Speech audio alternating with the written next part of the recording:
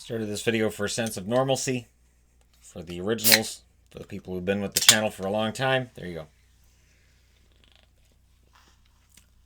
I'm kind of parched. Needed myself a beverage. So, here we go. 2015 NHL entry draft. This is a stacked draft. We talk a lot about the 2003 draft, which had a lot of future Hall of Famers in it. And I think the 2015 draft is going to be just as strong. At the very least, it's going to be close. Because even where there's misses, they're still kind of hits. So rather than just go straight into redrafting, I want to go through each player. Because this is going to be a lot tougher than 2014. And there were already people like, you got Larkin too late. Look, I like Dylan Larkin. I do. But I do think he gets overrated by some. Now, McDavid, and that's, sorry, the downvote, but you found it? All right. Connor McDavid, Jack Eichel, two huge star players. Dylan Strome, who has been, through kind of the ringer since being drafted 3rd overall. Ends up going to Chicago, has a good run for Chicago last year. This season was a bit more mixed. Mitch Marner, star player for the Toronto Maple Leafs. Noah Hanifin, good top forward performer on the blue line for Calgary. Pavel Zacha, there is still potential for a little bit more from Zacha for New Jersey. He is an NHLer. Ivan Provorov, excellent top 4 defenseman for these guys. Philadelphia. I went with Philadelphia because I think they hit on both of theirs really, really well, considering where they were drafting. Zach Werenski in Columbus, 20 goal-scoring defenseman, the first one they've had. Timo Meier in San Jose, 30 goal-scoring forward last season. Mikko Rantanen, point-a-game player for Colorado. That's right, I'm not counting any of these as a miss. Number 11 overall, Lawson Crouse. This is where you can get close to a miss, right? Because it didn't hit for Florida, gets moved to Arizona. However, in Arizona this year, he's kind of emerged as a pretty good player. Denis Gurianov in Dallas, 20 goals this year. Not too bad. Jacob Sporeel in Boston. This is where he hit the miss. If we had had a live stream of me in 2015 watching the draft, you would have seen me rage. First, Boston had picks 13, 14, and 15, and the belief was that they were going to try to use these picks to get into the top 10. They were going to try to figure out some way to get into the top 10 where it was seen that there were some really prime prospects. They maybe trade 13 and 14 to Colorado to get Mikko Rantanen at 10. They didn't. Then they went up to draft, and I said, all right, Barzal, it's going to be a Bruin. Nope. Is Konechny going to be a Bruin? Nope. Those were the two guys that I really wanted Boston to draft. And instead they went with Jacob Sporeel, then Jake DeBrusk. DeBrusk has been excellent, but he projected as being a second rounder that year. So, right? And then Zach Senyshyn. Now, the good news is they get Brandon Carlo in the second round. So it's not a total loss for Boston. They did pretty well in the second round. But boy howdy, would there have been some yelling, cursing, and throwing things back in 2015 if there'd been a live stream of that. Channel wasn't a thing yet. So, at least not in its current form. Matthew Barzal ends up going 16 to the New York Islanders, who I'm sure sent a gift basket to the Boston Bruins for this. Because Senyshyn, I don't know that he ends up being an NHL player, and Sporeel, I have no idea whether he ends up becoming an NHL player either. So those will be misses. When you look at who went directly after, Barzal, amazing forward for the Islanders. Kyle Connor, absolutely fantastic. Arguably the most dynamic goal scorer on a team that also has Line for the Jets. Thomas Chabot, the biggest minute-munching defenseman in the National Hockey League right now for the Ottawa Senators. Evgeny Svechnikov, this is kind of a miss. So Detroit kind of has a miss in the first round. And then you get to Joel Eriksson for Minnesota. And Eriksson took that next step this year. We'll see what happens next season. But this year he did take that next step. And I think his two-way game is fantastic. And now the offense is picking up with it. Or catching up with it. Colin White to Ottawa. He's had a bit of a down year this year, but he's got a big contract, so we know he's not going anywhere yet. That being said, the fact that he's 21st overall, he's a regular NHL player, counted on for top 6 minutes, I'll count that a hit. Ilya Samsonov going to Washington. Caps fans are pretty excited about Samsonov being the starter, maybe as soon as next season.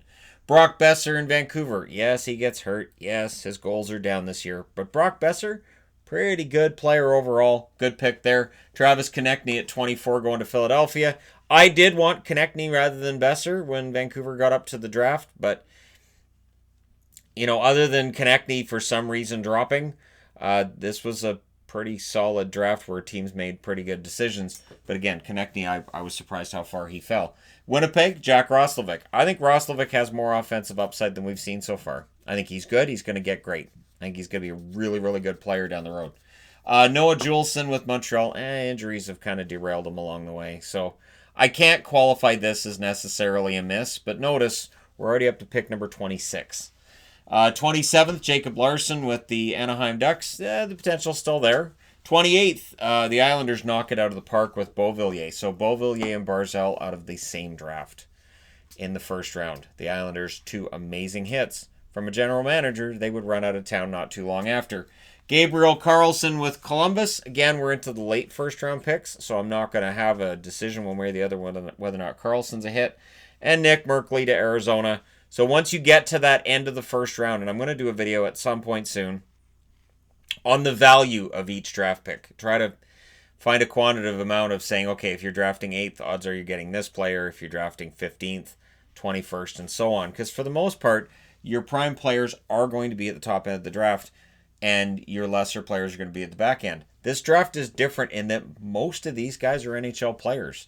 A lot of these guys are making a ton of money. That was something else I thought of while I was doing up this list was, how much money does the first round get paid right now from each draft? And, we could get into career earnings. We got a lot of time. We can get into career earnings of draft picks from each draft. Like we could get into that kind of minutia. And as people know who've watched my videos during the summer, Madness videos will show up. This is not a Madness video. And when the Madness videos show up, that's where things get kind of crazy, where there's just magnets all over the board. So, all right, now for this is not going to be easy. Odds are we're going to disagree heavily on where guys get drafted if you redraft this right now. We will not disagree on first overall. First overall is still Connor McDavid going to the Edmonton Oilers because he's the best player. Second best player, that's where there may be some debate. That's where we may have some arguments. I will not debate what Buffalo did. I will put Jack Eichel still at second on the board. I think if you redid this draft right now, knowing what we know now, Buffalo still says we are going with Jack Eichel. Jack Eichel's wanting to run up there and get his jersey on. That might be a different conversation if he knew the future, but we'll go ahead and have him still going at 2. It's at 3. Things get kind of dicey. We have Barzal, Rookie of the Year. Brock Besser, who may have been Rookie of the Year that year, if not for injury at the end of the season. Do the injuries mean that you draft Besser later? Provorov, Werenski on the blue line. Is it Marner? I'm trying to think of who you draft where. Marner's not a center. Centers usually go earlier in the draft. If you had to redo it now, personally, and this might be because I went and saw a game last week with this guy in it, and he's fantastic, and I'd go with Matthew Barzal. I'd go with Barzal at 3. Barzal dropping to the Islanders was seen as kind of criminal during the draft, and it was. And the Bruins really messed up. Absolutely, they messed it up. So at 4, I think I go with Marner at 4. This might be a draft where they got it pretty close to right.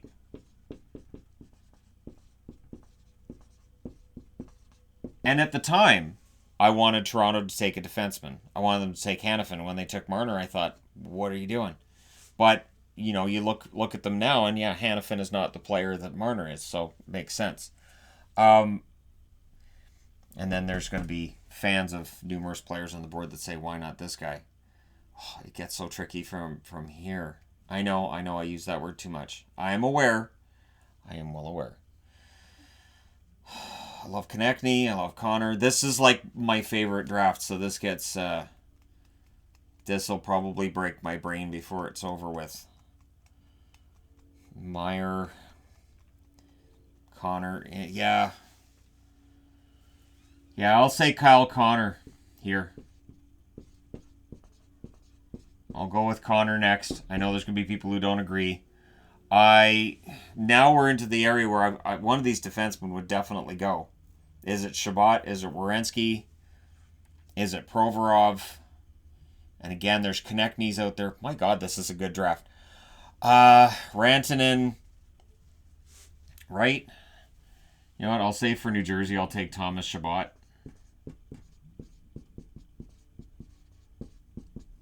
Because he is fantastic, and he takes a ton of time on a team that really shouldn't have had as many wins as Ottawa has right now. So, yeah, I'll go with him there. And then next up, I'll go with Mikko Rantanen, because while you can argue and we can have that debate about how many of his points come from who he plays with, he is a pretty fantastic forward overall. Columbus, yeah, I'll still go with Zach. I'll still say Zach Werenski goes to Columbus. So Hanifin is dropping.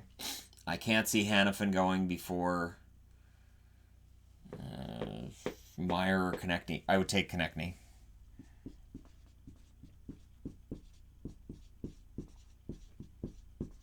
So Konechny to San Jose, and then I would take Provorov actually next.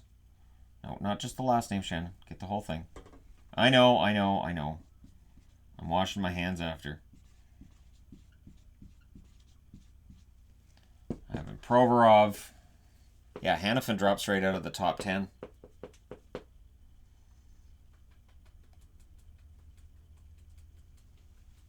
And I'll take Meyer if I'm Florida.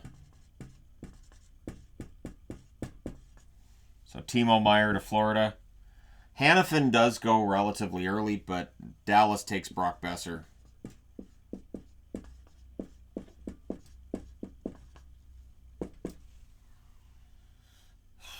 Beauvillier, Eriksson Ek. DeBrusk is still probably going to end up going to Boston. Just throwing that out there. But I'll say they take Noah Hanifin first.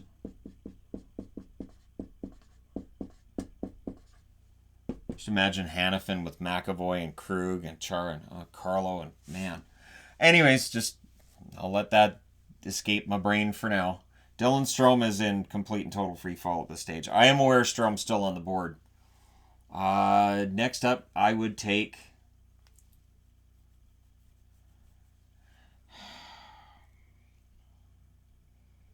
Zaka? No. White? Samsonov? Roslovic? Beauvillier? I'll say the next up that the Boston Bruins go with the goaltender, they go with Samsonov. And then I'll say I'm thinking Colin White has a bounce back year next year. I think this year's just a down year for him. I still think the potential's there for him to live up to that contract. It's just been a down year. I'll take White next. I know everybody can leave their hate comments below. You know where to find them. Now we're at 16. Does Dylan Strome go here? I actually I think nobody's a center. Yeah, I'll take Dylan Strome here. He's had a down year too. And then I've still got Zaka on the board. I've got Roslovic and Beauvillier on the board. I'll have the Jets take Beauvillier. Cross him out. Now we're up to Ottawa. Ottawa had 2 first-round picks that year, and they hit on both. That's kind of a fun fact, isn't it? I like Eriksson Ek here.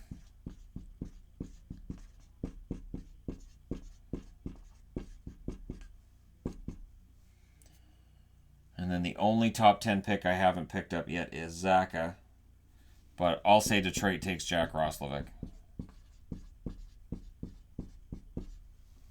So Roslovic goes next. And at 20...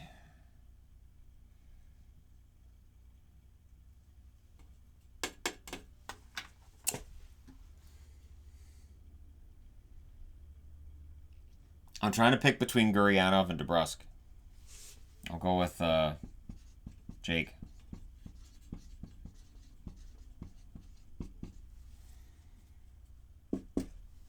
And then I'll go with Gurianov going to Ottawa.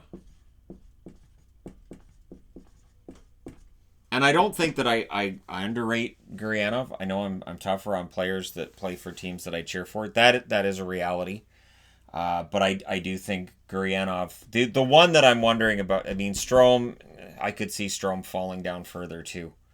He is a center. He does have some points this year. He is disappointing compared to what was expected, but he's still a pretty good forward. Now, another suggestion people have had is, doing the draft with not just the first round picks. Do it with all of them. Well, you see a lot of that. And again, we have a lot of time. I mentioned that in the video already today. We have a lot of time. So eventually, yes, I will do the draft videos where I take a look at everybody who is available and look at the top 30. Then we can have another debate later on about that.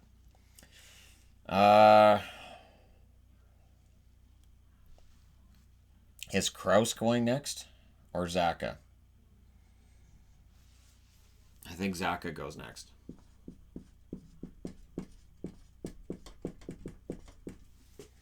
So I'll throw this into as kind of a behind the scenes thing. We do homeschool our kids. So while there's a bunch of kids right now not in school, didn't affect us at all. So yeah, they're still, still got school. They're ahead of everybody else, I guess. Yeah, I'll put Lawson Krause next. I'll say he goes to Vancouver instead of Brock Besser. So Zboril's still out there. Senyshyn's still out there. Svechnikov. So that's your 3 X's that are lower down on the board. Larson, Gabriel Carlson, Merkley. I'll go with Jacob Larson.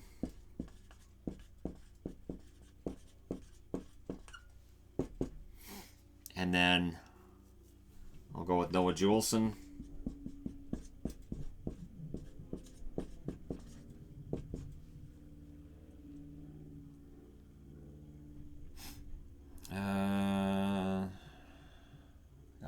Got five left. Yeah, I got 1, 2, 3. I got 5 left. Svechnikov? No, I'll go with Gabriel Carlson next.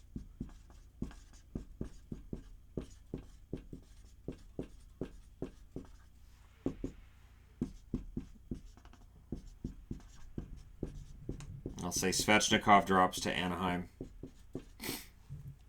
So he's off the board.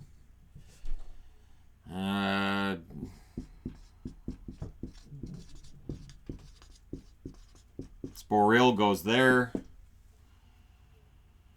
Merkley or Senyshyn, right? Just for the sake of something different, I'll say Merkley goes to Columbus. And Zachary Senyshyn goes to the Arizona Coyotes. So, you could argue DeBrusk gets taken too late. You could argue Strome gets taken too early on my board. Maybe Gurianov taken too late. But again, this is just a fun little video to discuss who would have gone where in my eyes. And again, in yours, if it's different, by all means. Let me know how you think this draft would turn out if they had it today. It is a star-studded draft. This is an absolutely amazing draft. I really think this will end up rivaling the 2003 draft, where everybody ended up playing in the NHL for at least one game. And a lot of the players who did play ended up becoming pretty darn good stars. And the second round that year was pretty good as well. So eventually I'll get into the 2003, but for now, it's 2015. Let me know your picks. Don't forget to hit like and subscribe if you're browsing your way through. You just happened upon this video. Thank you guys so much for watching, for all your support. I will talk to you again soon.